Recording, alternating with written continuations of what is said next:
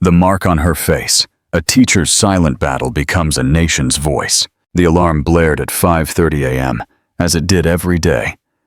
Eleanor Davis reached out to silence it before it could wake her young son, Leo, sleeping in the cot beside her in their tiny apartment's only bedroom. She rubbed her eyes, heavy from too little sleep, and rose with the careful quiet of someone who had turned silence into an art form. Dawn's light barely filtered through the window as Eleanor, or Ellie as everyone called her, heated water for coffee. The morning ritual was always the same: prepare Leo's packed lunch, check his backpack, and make sure his uniform was ironed. Her hands, rough from constant work, moved with mechanical precision. "Leo, my love, it's time," Ellie whispered, stroking her 8-year-old son's messy hair. He stirred in the worn but clean sheets, mumbling that he wanted 5 more minutes. "We can't be late today, sweetheart. Remember, I have a double shift at the factory," she explained, helping him to his feet. Ellie worked as an operator in a textile factory across Yorkshire, England. Her salary barely covered rent, food, and Leo's school supplies. Each month was a battle against numbers, a silent war she had fought alone since Leo's father abandoned them when the boy was just 2 years old. By 6:45 a.m., mother and son left their apartment in a working-class neighborhood of Leeds. The commute to Oakwood Primary School took 40 minutes by public transport, a bus and then a train, always packed with people who, like them, woke early to make a living. "Be good, all right? Mrs. Clark will pick you up today because I'll be late," Ellie reminded him, kissing her son's forehead before dropping him off at the school gate. Leo nodded, hugging his mother tightly before running towards the playground, where his classmates were already playing. The sound of the slap echoed through the small kitchen of the house in Harrogate, Yorkshire. Eleanor felt her cheek sting, the metallic taste of blood spreading in her mouth. Her 27 years of life had never prepared her for this moment. "I told you I didn't want refried beans again!" David screamed, his eyes bloodshot with rage. "Are you stupid or what's wrong with you, Eleanor?" She stood frozen, hand touching her left cheek. David's wedding ring had left a scratch that was already starting to bleed. In the background, the old radio in the living room played a classic folk song.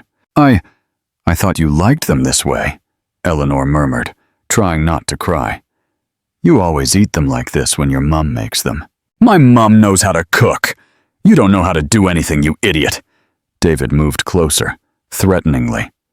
3 years married, and you still cook like a stupid child." Eleanor was a teacher at Oakwood Primary School in the town. Every day she walked 40 minutes along the dirt path that connected her house to the center of Harrogate. The children loved her, the parents respected her, but in her own home, she felt smaller than an ant. David worked at his uncle's hardware store, but lately he came home later and later, reeking of beer. At first, when they met at the village fair 4 years ago, he was different. He used to bring her bougainvillea flowers, cut from his grandmother's garden. He wrote her crookedly worded letters, full of affection. "Eleanor, my love, you're the most beautiful woman in all of Yorkshire," he'd tell her as they danced at the village square. "With me, you'll never lack for anything." But the promises had faded like the smoke from fireworks at local festivals. "And now what? Are you just going to stand there like an idiot?" David grabbed the plate of beans and threw it against the wall. "Clean up that mess and make me something edible." The beans slid down the sky-blue painted concrete wall, the color Eleanor had chosen because it reminded her of the happy days of her childhood on her parents' farm. Now that blue looked stained, dirty, like everything in her life. Eleanor stooped to pick up the pieces of the plate. It was one of the good ones, bought with her first teacher's salary. Her hands trembled as she gathered the fragments of white ceramic with little pink flowers. "And put something on that face," David added before leaving the kitchen. "It looks horrible. If your parents come and see that scratch, they'll think badly of me." The door slammed shut, rattling the glasses in the cupboard. Eleanor was left alone, kneeling on the cold, tiled floor, surrounded by beans and broken pieces. She stood up slowly and walked to the small mirror hanging next to the sink. Her reflection startled her. The scratch ran from the corner of her lip almost to her ear. It was swollen, red, and already turning purple. "My God," she whispered, touching it carefully. "How am I going to explain this?" She knew that sound since childhood. It always coughed 3 times before going out, as if it were an old person with chest problems. Her heart raced. Her parents, Mr. and Mrs. Evans, came every Sunday after church to bring groceries and chat for a while. Today was Sunday. She had lost track of time with all the drama. She quickly wiped away her tears and tried to compose herself. She grabbed a damp cloth and cleaned the blood from the corner of her lip. Then she put on some compact powder she kept in the drawer. But the scratch still looked horrible. A gentle but insistent knock came at the door. It was her mother's knock. "Come in," Eleanor called out, trying to make her voice sound normal. She opened the door, and there they were, Mr. Evans with his worn straw hat and blue plaid shirt, carrying 2 bags of groceries. Mrs. Evans in her Sunday floral dress and black shawl, smiling as always. "Daughter, how are you?" Mrs. Evans said. But when she saw Eleanor's face, her smile froze. Her mother's eyes fixed directly on the scratch. Mr. Evans saw it too. The 3 of them stood in the doorway, in a silence that felt heavy as stone. Eleanor expected them to ask, expected her father to get angry, her mother to hug her, to say something, anything. But nothing happened. Mrs. Evans looked away at the grocery bags. "We brought tomatoes from the garden and some really good chili peppers," she said in a trembling voice, feigning normalcy. "And your dad bought that green sauce you like." Evans cleared his throat and walked into the house without making eye contact with his daughter. "Is David here?" he asked, as if nothing had happened. "He went out for a bit," Eleanor replied, her voice breaking. "He'll be back soon." For the next 20 minutes, her parents put away the groceries in the kitchen. They talked about the weather, the harvest, about Cousin Poppy who had gone to work in Liverpool. They talked about everything, but the only thing that mattered. Eleanor watched them, incredulous. Her mother avoided looking her in the eye. Her father hummed softly as he arranged cans in the cupboard, as if it were a normal Sunday. "Well, we should be going now," Mrs. Evans finally said. "We have to go see your Aunt Hope before dark." "Yes, Mom," Eleanor murmured. They hugged her quickly, almost without touching her. Mr. Evans kissed her forehead, careful not to brush the injured side. "Take good care, dear," he said, but his words sounded empty. "And give our regards to David." She watched them get into their old truck and drive away down the dirt road.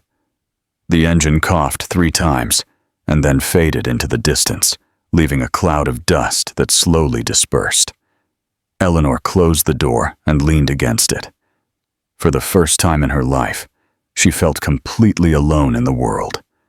Her own parents had seen the evidence of the blow and had chosen to pretend it didn't exist. That night, lying in bed next to David, who snored, smelling of beer, Eleanor touched the scratch that had already turned a deeper purple. In the darkness of her room, something changed inside her. It was no longer just the pain of the blow that hurt her. It was the realization that she was completely alone in her hell. What would happen next would change everything forever. Eleanor couldn't sleep that night. Every time she closed her eyes, she saw her mother's face looking away. She heard her father's whistling, feigning normalcy. The scratch throbbed, but the pain in her chest was worse. At 5 in the morning, she got up to prepare breakfast. David was still asleep, mouth open, breath sour. In the kitchen, as she heated tortillas on the griddle, she looked at herself in the mirror again, The bruise had spread and now looked like a purple stain covering half her cheek. "How am I going to teach like this?" she asked herself softly. But it wasn't the first time. She had learned to cover the marks with makeup, to invent excuses, to pretend everything was fine. 3 years of marriage had taught her to be an expert at hiding the truth. The first time David hurt her was 6 months after they got married. It was a push, nothing more. She had tripped over the table and bruised her knee. "Oh, sorry, my love," he had said, helping her up. "I didn't mean to push you so hard. It's just that you frustrate me when you don't pay attention." Eleanor had convinced herself it was an accident. David had cried. He had apologized 1,000 times. He had bought her flowers from the market for a whole week. But the accidents became more frequent. The pushes turned into hair pulls. The pulls turned into pinches. The pinches turned into slaps. And the slaps turned into punches. Always with the same dynamic. David exploded. Eleanor endured. He apologized. She forgave. Like a vicious cycle that had no end. "Why is this happening to me?" she whispered, touching the bruise. "What did I do wrong?" From the bedroom, she heard David stir. She quickly applied foundation and compact powder, trying to cover as much as she could. When he came out to the kitchen, hair messy and eyes puffy, Eleanor already had the fried eggs ready, the tortillas warm, and the coffee brewed. "Good morning," she murmured without looking him in the eye. David sat down at the table and began to eat without saying a word. Eleanor stood by the stove, waiting. She knew that after the blows came the tense calm, the awkward silence, and then the manipulative apologies. "Hey, Eleanor," he finally said, without looking up from his plate. "About yesterday. You know I didn't mean to hurt you, right?" There it was, as always. "Yes, David. It's just that I get frustrated when you don't understand me. I work all day like a dog at that hardware store. I come home tired, and all I want is for my wife to have something good for me. Is that wrong?" "No, David. But you start cooking whatever, without enthusiasm, as if it's hard for you to take care of your husband. And I get angry, because I feel like you don't love me." Eleanor clenched her fists. She knew those words by heart. David always managed to twist things, make her feel guilty, as if she were responsible for his violence. "I do love you, David. Then why do you make me so angry?" The question hung in the air. Eleanor didn't know how to respond, because she didn't understand her husband's twisted logic. She cooked, cleaned, worked, gave him her full teacher's salary. What more could she do? "I don't know," she finally replied. "Well, think about it, because I didn't marry you to be fighting all the time." David finished his breakfast, put on his work shirt, and grabbed the keys to his red Honda motorcycle, the one he had bought second-hand from his cousin's friend. "I'm going to work. When I get back, I want you to have thought about your attitude." He left without saying goodbye, without a kiss, without even looking back at her. The motorcycle engine faded down the path, leaving Eleanor alone with her thoughts. She also got ready for school. She put more foundation on the bruise, arranged her hair to the side to cover part of her face, and put on a high-necked blouse that would cover any marks on her neck. The walk to Oakwood Primary School was her moment of peace. 40 minutes walking among cacti, mesquite trees, and farmland. Sometimes she would run into Mr. Rodriguez, who was going to work his fields, or Mrs. Ramirez, who was taking cheese to sell in town. But that Monday, she didn't want to run into anyone. She was afraid they would notice something strange on her face, that they would ask questions she didn't know how to answer. When she arrived at school, the headmistress, Ms. Harrison, greeted her as usual. "Good morning, Eleanor. How was your weekend?" "Good, Ms. Harrison. Very peaceful. That's good. Hey, what happened to your face? It looks like you hit yourself." Eleanor's heart raced. Despite the makeup, the bruise was still visible. "Oh, yes. Last night I got up to go to the bathroom and didn't turn on the light. I hit myself on the wardrobe door. She lied, trying to sound convincing. You know how clumsy I am. Ms. Harrison laughed. Oh, Eleanor, you have to be more careful. That door is always open. I've hit myself too. Yes, I'm going to talk to David about putting a stopper on it. Another lie. David never fixed anything around the house. He said that's what her money was for, to hire someone to do it. Classes went on as usual. The fourth graders loved her. They always called her Teacher Eleanor with affection. They told her about their mischief. They asked for help with homework. During recess, while the children played football in the dirt playground, Eleanor sat in the shade of the big mesquite tree and took out her cell phone. She had a message from her cousin, Poppy, who lived in Liverpool. Cousin, how are you? I dreamt about you last night and got worried. Is everything okay there? Eleanor stared at the message for several minutes. Poppy had always been like a sister to her. 2 years older, braver, more determined. When they went to high school together in nearby Chester, Poppy would defend her from the boys who bothered her. Hi, Poppy.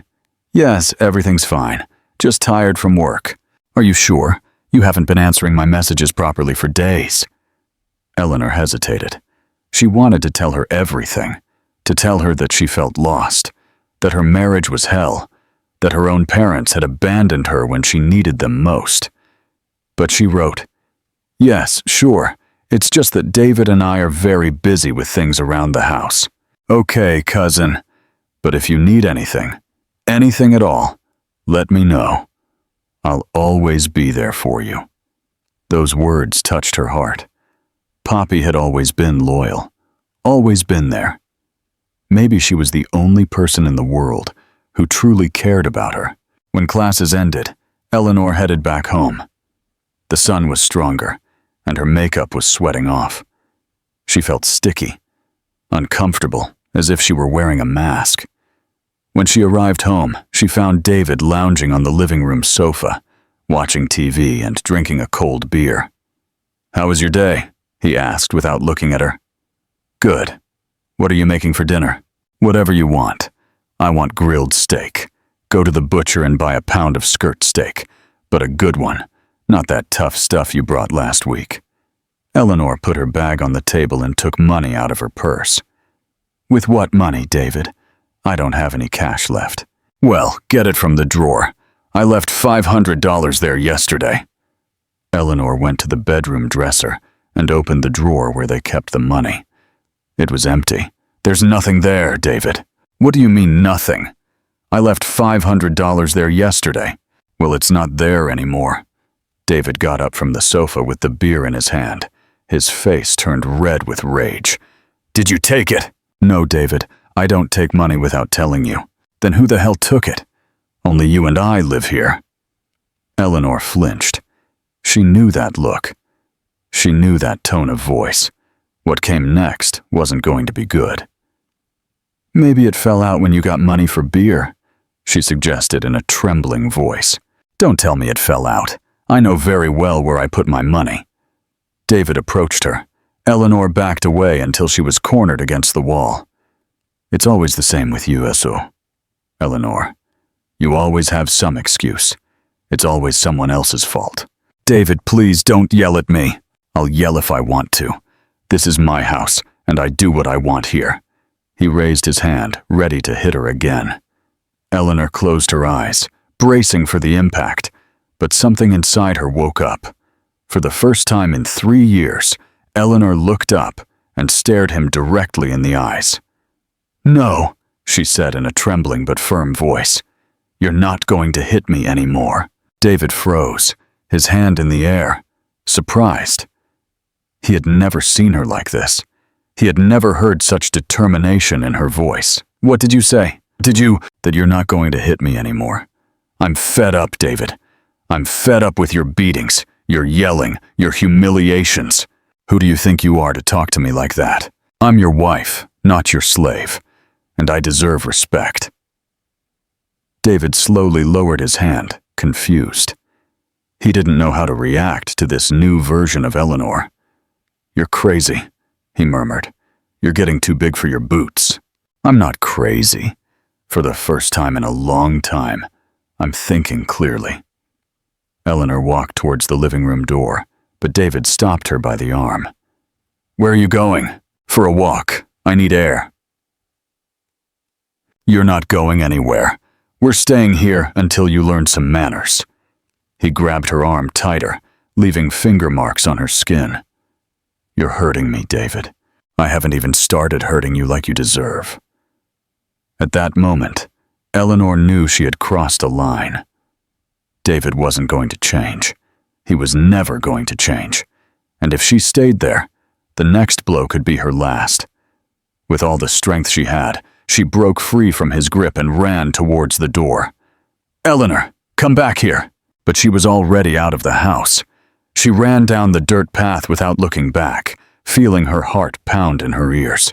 She had nowhere to go. Her parents had disappointed her. David was waiting for her at home, but for the first time in years, she had said no. And that was a beginning. She took out her phone and with trembling hands, wrote a message to her cousin Poppy. "Cousin, I'm ready." Eleanor remained seated on the floor of the room, her heart pounding so loudly she could hear it in her ears. The silence after the storm felt strange, dangerous. She knew David hadn't given up. She knew him too well. With trembling hands, she dialed her parents' home number. The phone rang once, twice, 3 times. "Hello?" Her father's raspy voice answered. "Dad, it's Eleanor." "Daughter, what's wrong? Why are you calling at this hour?" "Dad, I need help." On the other end of the line, there was a long silence. Mr. Evans cleared his throat. "What kind of help?" "David hit me, Dad, and I can't take it anymore. I left my house and I'm hiding in the hotel downtown, but he found me. He came to kick down the door and threatened me." Another silence, longer this time. Mr. Evans spoke to his wife in the background. "Mary, come here. It's Eleanor." "Dear," her father said. "Are you sure it wasn't a misunderstanding? Sometimes couples—" "Dad," Eleanor cried out with a desperation she couldn't contain. "On Sunday you saw the mark on my face. You saw it, and you pretended nothing was wrong. Eleanor, lower your voice. Your mom is here." Mrs. Evans' voice was heard on the phone. "Daughter, what's happening?" "Mom, please, I need you to come get me. I'm at the Rosewood Hotel and I'm scared. David came and—" "Dear, calm down. Let me explain properly. Did David really hit you?" Eleanor couldn't believe what she was hearing. Was her own mother really asking her if it was true? "Mom, you saw the scratch on my face on Sunday. You saw it with your own eyes." "Oh, daughter, but we thought you had fallen or something. David is a good boy. He comes from a good family." "Mom, I didn't fall. He hit me with his ring. And it's not the first time." Mrs. Evans sighed deeply. "Dear, relationship problems are fixed at home, not running around like a crazy person." "Relationship problems? Mom, this isn't a relationship problem. This is violence." "Oh, Eleanor, don't exaggerate. All women go through difficult things with their husbands." "Listen closely, dear," Mr. Evans interjected. "You are a married woman. Your place is with your husband, in your home, not running around causing drama." "Drama, Dad, he's hitting me." "Look, daughter," Mrs. Evans said firmly. "We're going to call David, and we're going to fix this like civilized people. You two are going to go back to your house and talk about your problems." "No, Mom, don't call him, please." "It's decided, Eleanor. We're not going to let you destroy your marriage over a few tantrums. Tomorrow we'll take you back to your house," Mr. Evans added, "and you're going to apologize to David for humiliating him like that." Eleanor felt as if she had been doused with cold water. Her own parents were not only not going to help her, but they planned to hand her back to her abuser. "I can't believe it," she murmured. "It's for your own good, dear. Men have their pride. If you keep humiliating him, things will get worse." "All right, Dad, I understand." "You understand what? That I can't count on you." Eleanor hung up the phone and sat there, feeling like the world was collapsing around her. 5 minutes later, her phone vibrated. It was a message from Poppy. "Cousin, I've arrived in Harrogate. I'm parking in the square. Are you okay? Poppy, come quickly. My parents are going to hand me back to David." "What?" "Cousin, buzz me up to the hotel. We're going to fix this right now." When Poppy arrived at the room, Eleanor told her everything about the call. "Your parents are crazy, cousin. We're not staying here another minute." "But where are we going?" "To London. Tonight. We'll pack your things and leave." "What if they find me?" "They won't find you, and tomorrow we'll file a police report." They started packing Eleanor's suitcase quickly, but before leaving, they had to stop by her house to pick up important documents. "Let's go quickly, cousin. It's Monday night, right? What time does David usually get home?" "Around 8:30. Poppy looked at her watch. It was 7:15. "Perfect. Let's go get your papers, and we'll get out of here before he arrives." They got into the blue Ford Fiesta and drove towards the house. When they arrived, they saw that David's motorcycle wasn't there, but lights were on inside. "Didn't he say he wouldn't be back until 8? Poppy asked. "That's odd. Maybe he got home early, or maybe your parents are there." Sure enough, the old Ford truck was parked in front of the house. "Damn it," Eleanor whispered. "My parents are already here. They're going to try to convince me to stay." "Well, let's go in and tell them you've made your decision." "No, Poppy, you don't know them. They'll make a terrible scene." "Cousin, you need your documents. Without papers, you can't do anything." She was right. Eleanor needed her birth certificate, her teaching degree, her IDs. They entered the house carefully. In the living room sat Mr. and Mrs. Evans, but they weren't alone. David was there too, and from the way they were talking, Eleanor realized that her parents had already promised him she would return to him. "Early tomorrow morning we'll bring her back," Mr. Evans was telling David. "We've talked to her, and she understands she behaved badly." "I hope so, Mr. Evans, because frankly, I'm tired of Eleanor disrespecting me." "Young people nowadays think marriage is a game," Mrs. Evans said. "But you have to teach them that's not how things are." David smiled in a way that chilled Eleanor to the bone. "Don't worry. I'll make sure she understands." "How are you going to make sure?" Mr. Evans asked. "Well, I'll have to discipline her, as she should be, so she learns to respect her husband." At that moment, something changed in Eleanor's father's expression. The word discipline and David's threatening tone put him on alert. "What do you mean by discipline?" Mr. Evans asked. "You're a man. You know that sometimes women need a firm hand to understand." The silence in the living room grew tense. Mrs. Evans looked at her husband with concern. "Firm hand?" Mr. Evans asked slowly. "Yes, I'm tired of begging her. This time she's going to learn the hard way." "What does the hard way mean?" David realized he had said too much, but he couldn't back down now. "Look, Mr. Evans, I respect you very much, but Eleanor is my wife, and I know how to handle her." "Handle her?" "Yes. I'm going to lock her in the house until she gets over her rebellious face. I've already talked to my uncle about lending me money, and we're going to go live in another town, where no one knows her, and she has nowhere to run." Mr. Evans's eyes filled with horror. He was finally understanding the magnitude of what was happening. "What if she doesn't want to?" David laughed a cold laugh that gave them all goosebumps. "She won't have a choice." At that moment, Mr. and Mrs. Evans realized they weren't talking to a worried husband. They were talking to a dangerous man. Eleanor and Poppy remained hidden behind the kitchen door, listening to the conversation in the living room. Eleanor's heart pounded so loudly she feared they would hear her. "She won't have a choice," David had said with that cold laugh. The silence that followed was terrible. Eleanor could hear her father clear his throat nervously. "David, exactly what are you going to do to my daughter?" "I already told you, Mr. Evans. I'm going to discipline her as she should be. She's going to learn that she can't go around humiliating me." "But are you going to hit her?" Another laugh from David, crueler. "Mr. Evans, you know women sometimes need their corrections. Eleanor has been very insolent lately. Corrections? Mrs. Evans's voice sounded shaky. Have you been hitting my daughter? Mrs. Evans, it's not hitting. It's teaching her respect. Just a few slaps when she misbehaves. Slaps? Mr. Evans was getting up from the sofa. Those marks on Eleanor's face on Sunday were slaps. She was insolent. I told her I didn't want refried beans, and she answered me rudely. I had to put her in her place. Poppy grabbed Eleanor's arm and whispered in her ear, "Cousin, your parents are getting it. Listen."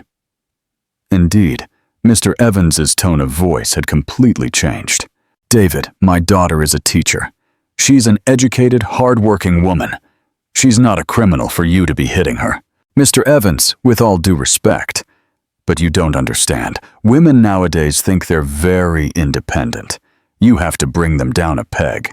And how are you going to bring them down? Well, I already told you. I'm going to take her to another town. I've already talked to my uncle about lending me his house in Weatherby. I'm going to keep her there until she learns." "You're going to keep her? As if she were a prisoner?"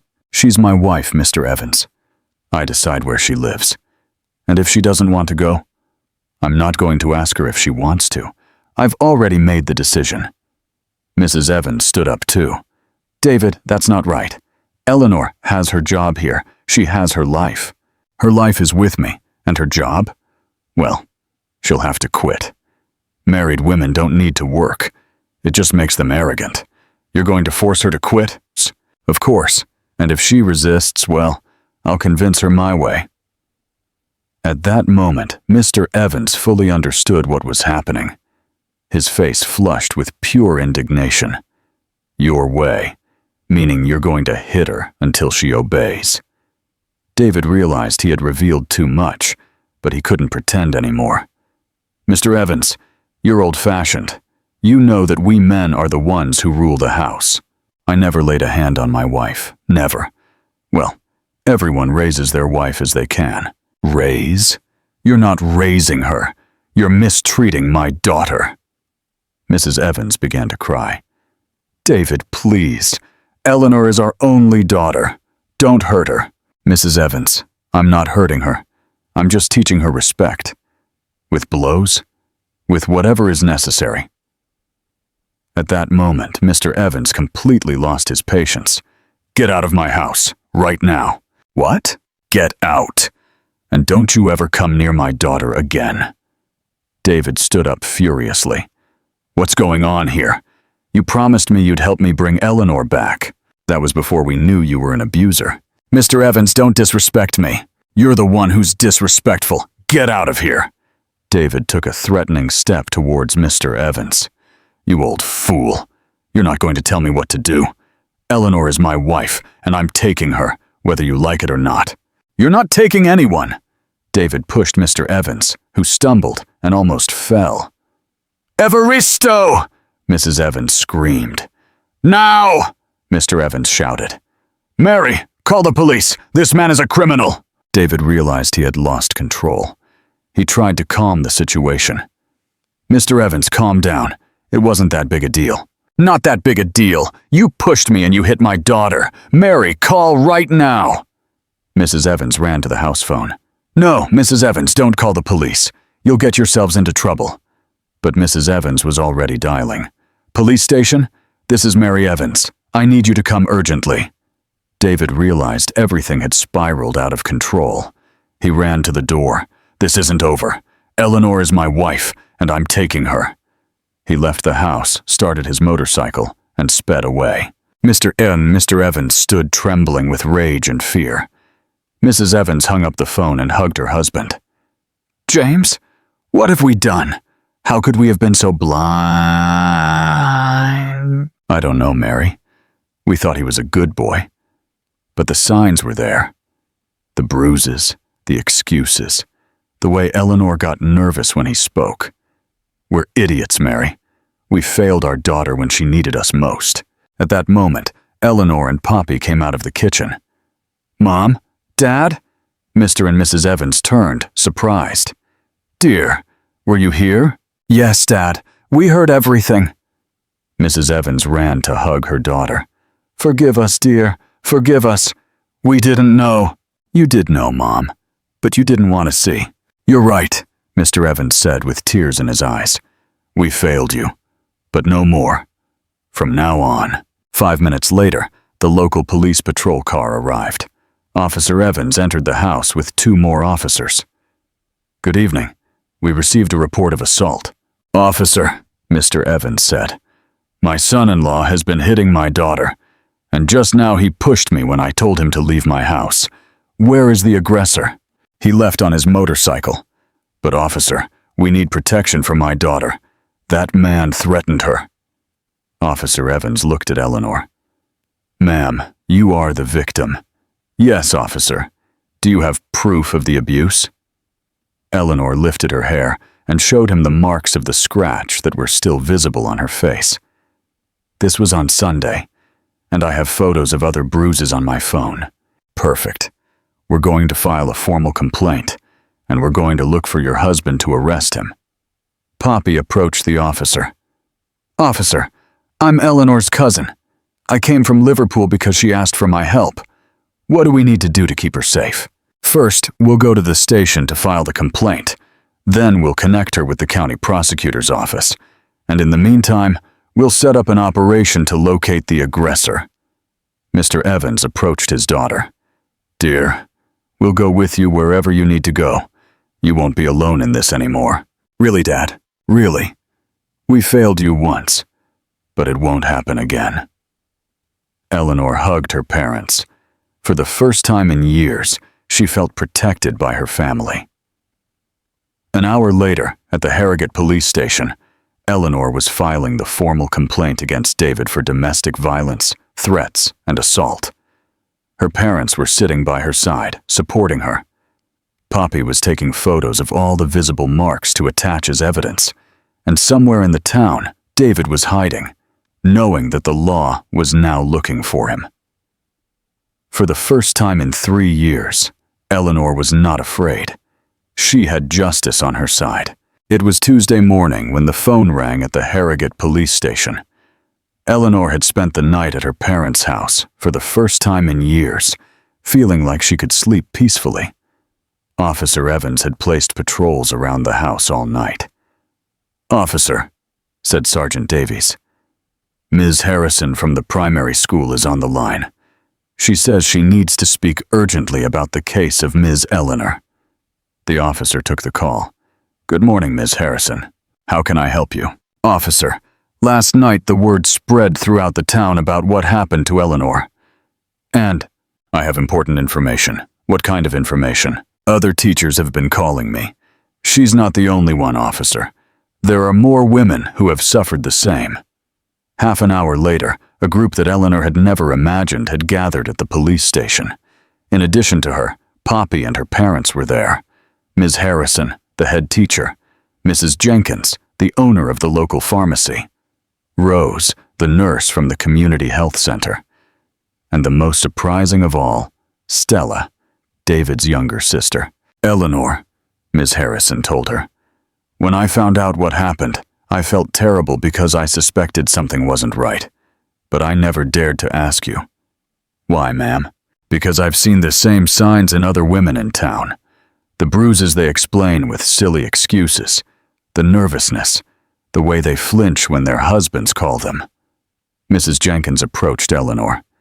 Dear, I've sold you concealer makeup for 2 years, always the same shade, always the same rush to hide something. I thought it was acne, but now I understand it was something else. Rose, the nurse, had a folder full of papers. Eleanor, in the last 3 years, I've treated 12 women at the health center with mysterious falls, accidental bumps, and strange allergies that caused bruises. All married, all with the same look of fear.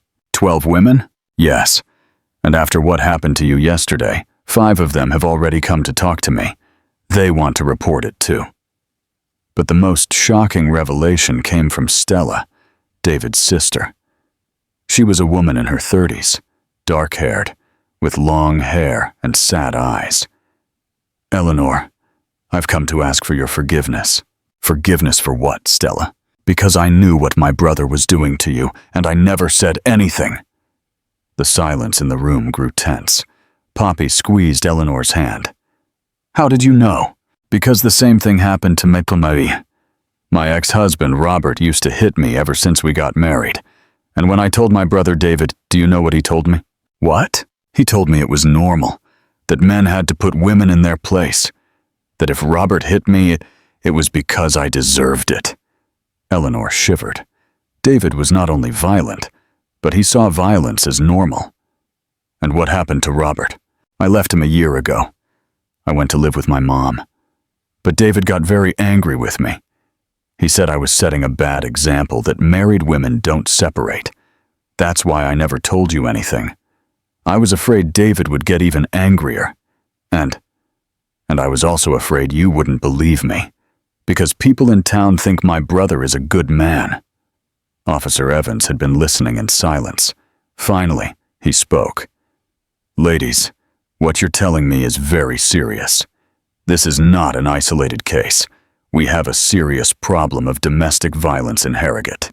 "What can we do?" Ms. Harrison asked. "First, we need all victims to file their complaints. Second, we need to create a support network so that no woman feels alone. And third, we need to educate the community." Mrs. Jenkins raised her hand. "Officer, I have a proposal. In my pharmacy, I can put a suggestion box where women can leave anonymous messages if they need help, without names, without compromising themselves." "Excellent idea."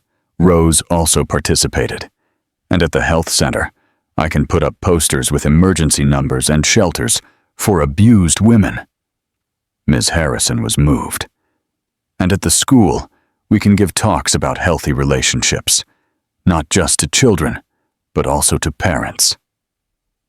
Eleanor felt overwhelmed. In less than 24 hours, she had gone from being completely alone to having an entire support network.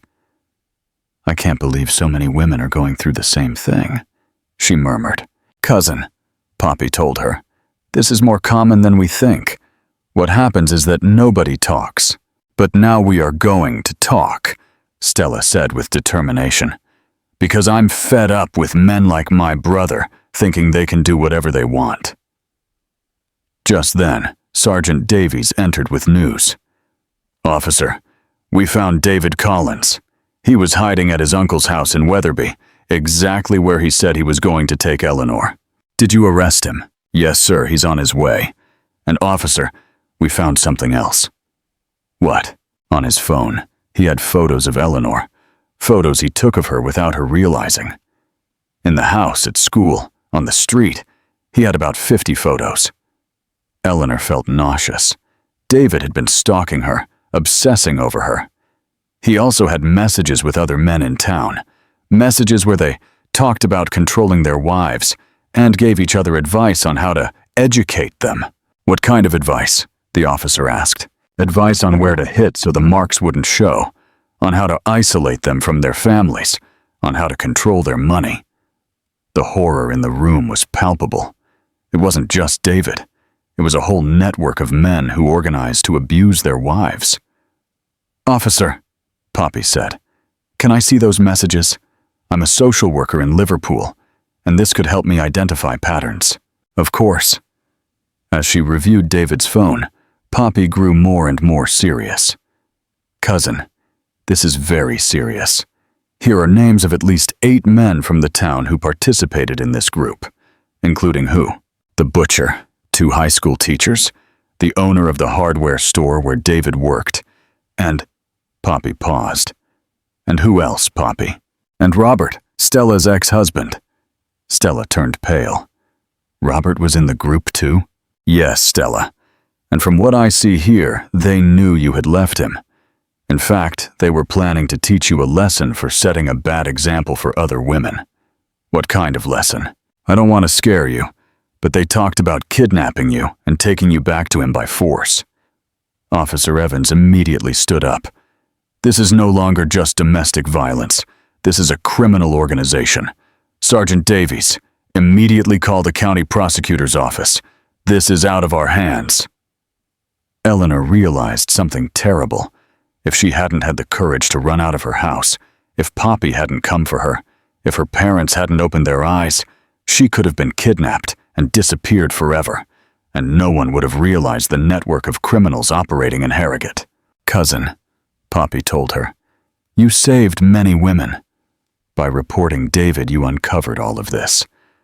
"I don't feel like a hero," Eleanor murmured.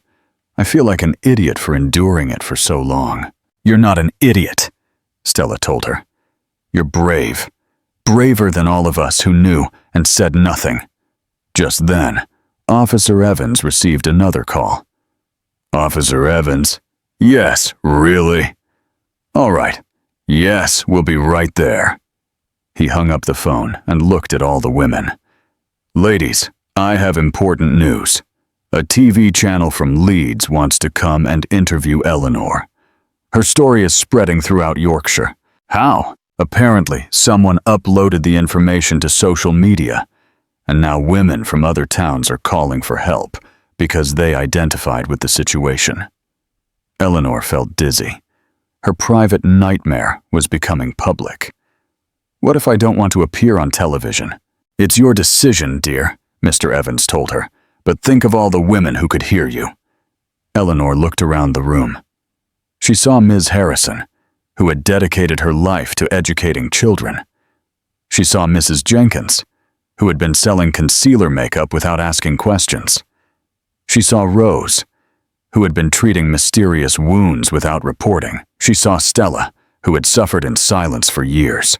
All the women in her town had been fighting alone against the same enemy. It was time to fight together. "Yes," she finally said. "Yes, I want to appear on television." And that decision would change not only her life, but the lives of thousands of women across England. 3 days later, on Wednesday morning, a white van from Channel 8 Leeds parked in front of the Harrogate police station. A team of 3 people got out: reporter Ben Carter, camerawoman Sophie, and sound technician Robert. Eleanor had spent those 3 nights at her parents' house, trying to process everything that had happened.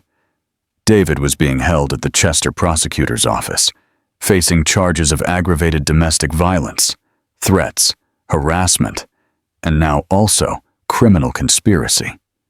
The other 7 men in the group had also been arrested. The entire town was shocked. "Are you sure you want to do this, dear?" Mrs. Evans asked her as she fixed her hair. "Yes, Mom. If my story can help other women, it's worth it." Poppy had returned to Liverpool on Tuesday, but promised she would be watching the interview live online. Reporter Ben Carter was a man in his 40s with a mustache and glasses. He had a calm voice that reassured Eleanor. "Teacher Eleanor, thank you very much for agreeing to this interview. I know it's not easy for you. Thank you for coming. Before we start, I want you to know that you are in control. If at any point you feel uncomfortable, we'll stop. Is that all right?" "Yes, it's all right." They sat in the police station conference room. Officer Evans had authorized them to use the space and had even put plants and flower arrangements to make it look more welcoming. "Ready?" Sophie, the camerawoman, asked. "Ready, starting in 5, 4, 3, 2, 1. Good evening. I'm Ben Carter for Channel 8 News. We're in Harrogate, Yorkshire, where a week ago a network of domestic violence was uncovered that has shocked the entire region. With me is Eleanor Davis, the teacher who had the courage to report it, and whose testimony has inspired other women to speak out." Eleanor took a deep breath. It was the first time she was going to tell her full story in public. "Teacher Eleanor, tell us, when did you realize your marriage wasn't normal?" "I think I always knew, but I didn't want to accept it. The beating started as pushes, then pinches, then slaps, always with apologies, always with promises that it wouldn't happen again. Why didn't you report it earlier?" "Out of fear, out of shame. Because I thought it was my fault. David convinced me that if he hit me, it was because I did something wrong." Eleanor unconsciously touched the mark that was still visible on her face. "Last Sunday, my parents came to visit me and saw this mark on my face. They saw it and pretended nothing was wrong. How did you feel at that moment?" devastated. I felt completely alone in the world, that not even my own parents would protect me. But they came back. Yes, Eleanor smiled faintly. They came back with the police because they overheard David talking about his plans. He wanted to kidnap me, take me to another town, lock me up, take away my job. That's when my parents understood that this wasn't a relationship problem. It was something dangerous. Did you discover you weren't the only victim? No, in Harrogate, there were at least 12 more women suffering violence. And the most terrible thing is that the abusers had a WhatsApp group where they gave each other advice on how to hit us without leaving visible marks. The reporter's face darkened. How do you feel knowing there was an entire organized network? It makes me very angry, but it also gives me hope, because it means we're not crazy. We're not exaggerating. It's not our fault. It's a real problem that needs real solutions. What would you say to a woman who is watching this interview and identifies with your story? Eleanor looked directly at the camera. Her eyes filled with tears, but her voice sounded firm. I would tell her that she is not alone, that fear is normal, but there is a way out, that no matter how long you've endured it, it's never too late to ask for help. And to families, open your eyes. Don't pretend you don't see that a mark on your daughter's face isn't an accidental fall. Ask questions. Support. Don't judge. Teacher Eleanor Davis, thank you very much for your bravery and for sharing your story with us. Thank you. The interview lasted 15 minutes and was broadcast that same afternoon on Channel 8's main news program. But what happened next was unexpected. 2 hours after the broadcast, the police station phone wouldn't stop ringing. Women from Rochdale, Burnley, Halifax, Bradford, even from Liverpool, were calling for help. Officer, Sergeant Davies told him, we've had 50 calls already. We can't keep up. All reporting domestic violence. All of them say they saw Teacher Eleanor's interview and identified with it. The next day, Thursday, the interview video already had over 100,000 views on YouTube. The comments were heartbreaking. I've been through this too. Thank you for speaking out, teacher. My sister is living the same thing. I'm going to send her this video. I wish I had Teacher Eleanor's courage. We need more women like her. But there were also negative comments. She probably provoked him. Women nowadays can't take anything. Oh, that's why marriages end, because they don't know their place. Eleanor tried not to read the negative comments, but it was difficult. Poppy called her from Liverpool. Cousin, did you see the news today? What news? Your interview was on BBC, ITV, everywhere. You went viral. Really? Really. And cousin, there's something else. An MP from Yorkshire wants to meet you. She says they're going to propose a new law to better protect abused women. A law? Yes, they're going to call it Eleanor's Law, in your honor. Eleanor was speechless. Her personal story had become something much bigger. On Friday morning, while teaching at Oakwood Primary School, head teacher Harrison entered the classroom. Teacher Eleanor, excuse the interruption. Someone is looking for you at the office. Who is looking for me? Some ladies who came from Sheffield. They say they saw your interview. Eleanor left the classroom, and in the office, she found 5 women of different ages. They all had the same expression, determination mixed with fear. Teacher Eleanor? Yes, that's me. We drove 4 hours to meet you. We want to report our husbands, but we're scared. Can you help us? Eleanor looked at them all. They were like her a week ago, scared, alone, not knowing where to start. Of course I can help you. That afternoon, at the Harrogate police station, 5 more women filed domestic violence complaints, and those 5 women returned to Sheffield with phone numbers for shelters, with legal information, and with something they didn't have before: hope. On Saturday, exactly 1 week after Eleanor had run out of her house, she received a call that would change everything. Teacher Eleanor, this is Ms. Evans from the Yorkshire Women's Institute. Good morning, Ms. Evans. Teacher, I'm calling to make you a proposal. Would you like to work with us as the Regional Coordinator for Domestic Violence Prevention? Coordinator? Yes. Your testimony has had an incredible impact. In 1 week, reports of violence have doubled across the county.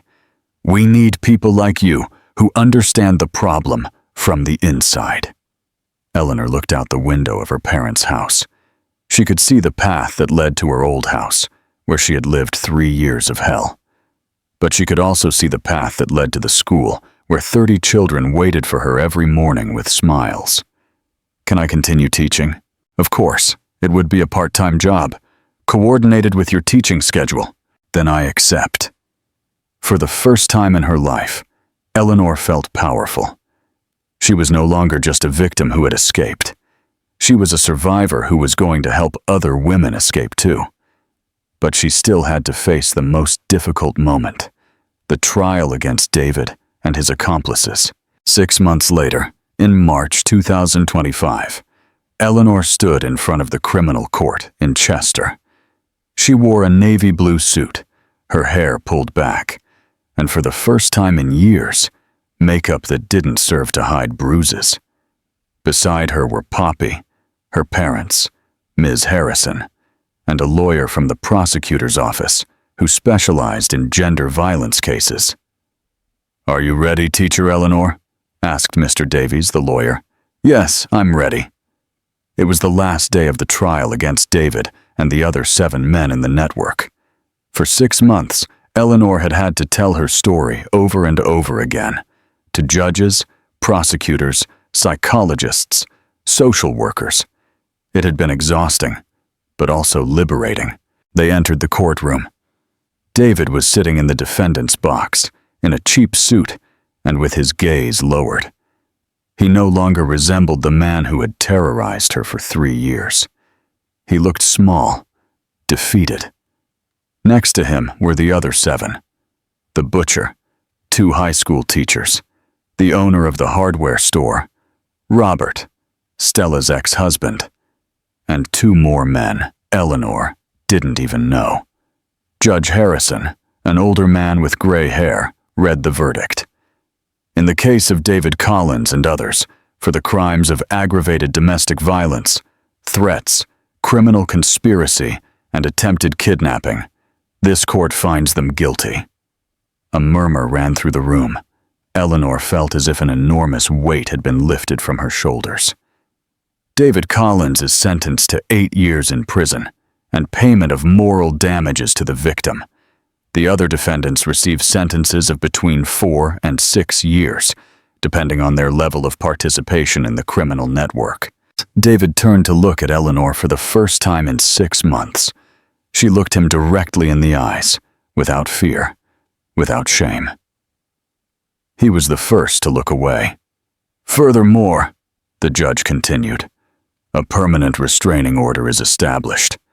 The defendants may not approach within 500 meters of their victims, nor their families, nor their workplaces." When they left the courthouse, Mr. Evans hugged his daughter. "It's over, dear. It's over now." "Yes, Dad, it's over." That afternoon, back in Harrogate, Eleanor went to visit her old house. It had been empty for 6 months. The windows were dusty. The small garden was overgrown with weeds. The sky-blue wall was faded. She had gone to pick up the last things she needed: some books, photographs of her grandmother, the rosary she had forgotten. As she packed, she reflected on everything that had changed. She no longer lived there. She now had a small but nice apartment in the center of Harrogate, near the school. She had bought it with her teacher's salary and with her new job at the Yorkshire Women's Institute. Twice a week, she traveled to different towns in the region to give talks about domestic violence. She also coordinated a support group for women survivors that met every Saturday at the police station. Her story had inspired Eleanor's Law, which had been passed by the Yorkshire County Council in February. The new law facilitated reporting, created specialized shelters, and more severely punished aggressors operating in organized groups. But the most important thing for Eleanor was something more personal. For the first time in years, she felt free. Her phone rang. It was a message from Poppy. "Cousin, did you see the news? Your story was in a Spanish newspaper. You're internationally famous." Eleanor laughed. She still found it hard to believe the impact her testimony had had. In the last 6 months, she had received letters from women. For the UK and even from other countries, women who told her their own stories, who thanked her for giving them courage, who sent her photos of their new free lives. An entire folder full of stories of hope. As she closed the door of her old house for the last time, Eleanor thought of the woman she had been 6 months ago. That frightened woman, who covered her bruises with makeup, who invented excuses, who believed she deserved the beatings. That woman no longer existed. The woman leaving that house was different. She was strong. She was free. She was a survivor. She drove back to the town center in her own car, a red Ford Focus she had bought secondhand. It was the first time in her life she owned a car. Passing through the main square, she stopped at Mrs. Jenkins's pharmacy to say hello. "Teacher Eleanor, how was court?" "Very good, Mrs. Jenkins. 8 years in prison." "That's good. He deserved it, the wretch." On the pharmacy counter was the suggestion box they had set up for anonymous reports. It had already helped over 20 women seek help.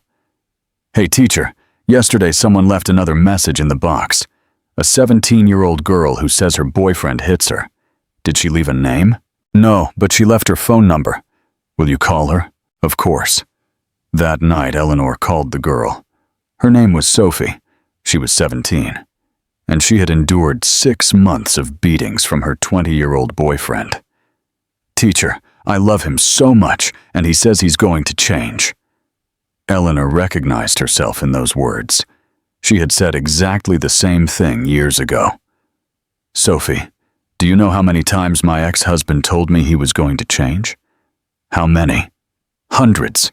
Literally hundreds. And he never changed. On the contrary, it got worse each time. But when he's not angry, he's very affectionate with me. That's called the honeymoon phase. It's part of the cycle of violence. First he hits you, then he apologizes, and he's super affectionate. Then tension builds up again, and then he hits you again. It's a cycle that never breaks on its own." Sophie was silent for a moment. "And what do you recommend?" "That you come and talk to me this Saturday. We have a group of women who meet to support each other. We've all been through the same thing." "They won't judge me?" "Not at all. We'll understand you perfectly." The following Saturday, Sophie came to the support group.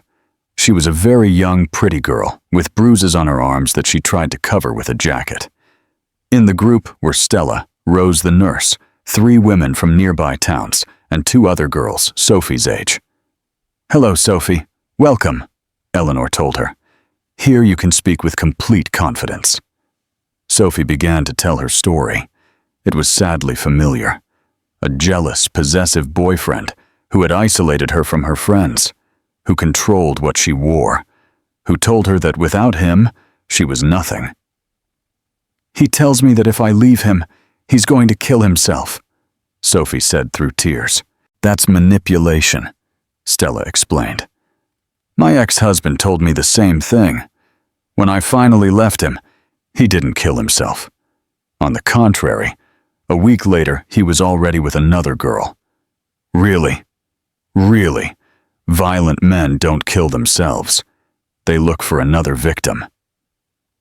At the end of the session, Sophie made a decision. "I want to break up with him, but I'm scared." "You don't have to do it alone," Eleanor told her. "We'll go with you." The following Monday, Eleanor accompanied Sophie to talk to her parents. Then she accompanied her to the high school to talk to the psychologist. And on Tuesday, she accompanied her to the police station to file a preventive report. Sophie broke up with her abusive boyfriend and never went back to him.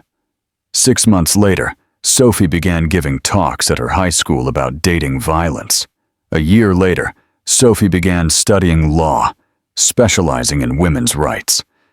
The chain of violence had been broken, and a new chain had been forged. The chain of support, solidarity, and feminine strength. 2 years after the trial, in March 2027, Eleanor stood at the podium of the University of Leeds Auditorium, giving a keynote lecture on gender violence prevention.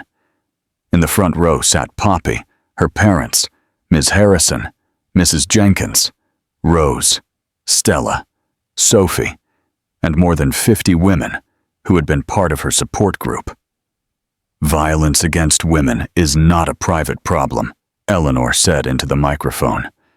"It is a social problem that requires social solutions, and those solutions begin to be built when we stop pretending we don't see, when we stop remaining silent, when we decide that we will no longer allow any woman to suffer alone."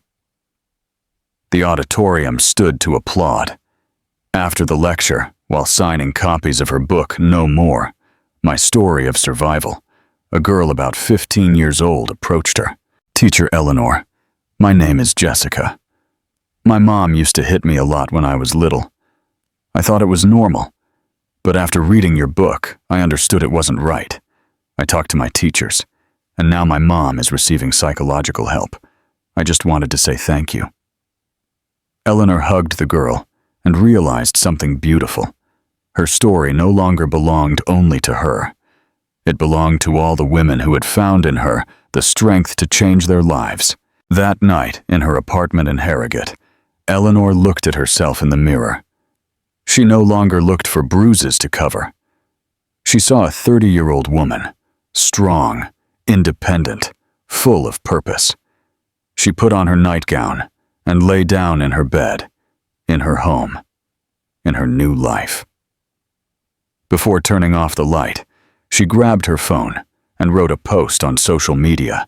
3 years ago, I was a woman who covered her bruises with makeup and made up excuses to protect her abuser. Today, I am a woman who helps other women break free. Change is possible.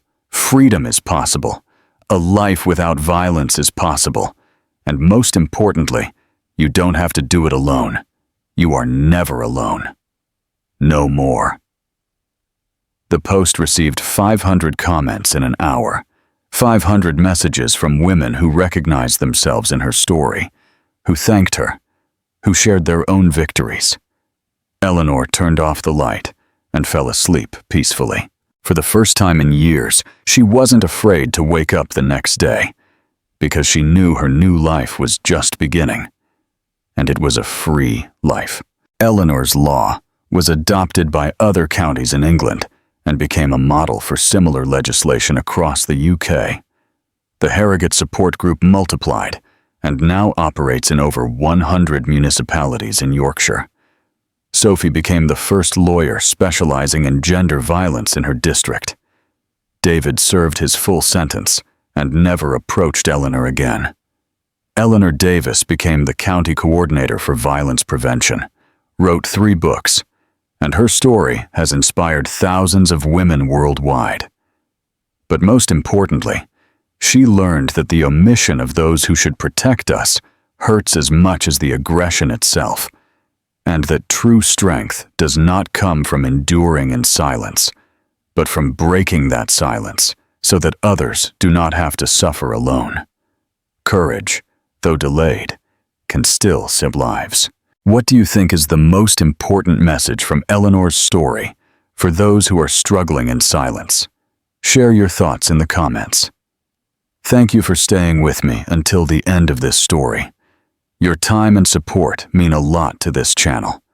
Don't forget to like, subscribe, and activate notifications. Tell me in the comments what you thought and what other stories you'd like to hear. See you in the next video.